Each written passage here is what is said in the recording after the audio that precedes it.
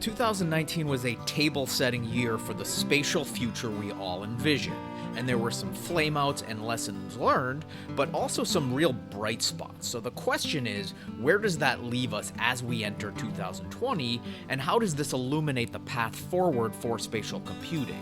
And this is the topic of the latest Artillery Intelligence report. So our first 2020 prediction involves the question on everyone's mind, which is Apple AR glasses. So given Apple's ability to mainstream emerging tech, the AR sector is hoping for some of that signature halo effect. But deviating from industry rumors, we actually don't believe those glasses will arrive in 2020. The underlying tech just isn't there yet to meet Apple's industrial design standards, and it's rarely first to market with emerging technology. So we've been saying for a while that 2022 is more realistic for a V1 device that's more of an entertainment wearable, which slowly evolves into sleeker all-day hardware for world immersive AR. So think of it like the iPhone 1 and then subsequent evolution.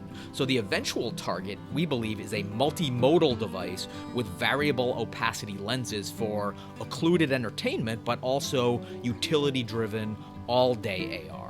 So our prediction is for unit sales of just over 1 million, followed by almost 3 million in 2023, and growing from there. So our second prediction is that AR will succeed in 2020 for those who are able to execute what we call training wheel strategies. So this involves meeting users halfway with AR experiences that tap into existing behaviors or cognition. So that's easier said than done, but it can alleviate the adoption barriers that have prevented mainstream consumers from adopting or even understanding AR. And a few examples today are House's design principles to put AR within users' path to purchase, or Snapchat opening right to the camera. And notably, this could also tie into Apple's success with AR glasses in the strategy we just mentioned to start with an entertainment wearable, which eases users into AR through activities they already know, which is watching TV and movies. And along the same lines, the rapid growth in wearable adoption, which is separately underway, will likewise condition users for AR's future by acclimating people to wearing tech on their bodies. So our third prediction is that advertising will maintain the AR revenue crown, and that includes an estimated $1.6 billion in 2019, growing to $2.58 billion in 2020. And the momentum there is really propelled by existing brand adoption and clear ROI of up to 30% boosts in conversions for AR visualized products. And this is dominated by AR lenses today, and mostly front-facing camera activations because people like to see their own faces.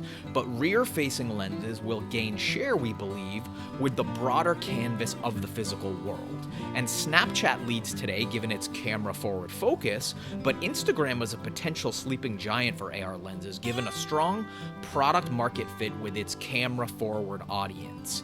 And the shopping and transactional use case, Instagram is already conditioning among those users. So beyond lenses, other AR formats like visual search will gain market share beyond 2020 as Google pushes the technology in order to future-proof its core business. And that could really hold lots of promise as a high-intent ad vehicle, just like search, and thus high ad performance and premiums.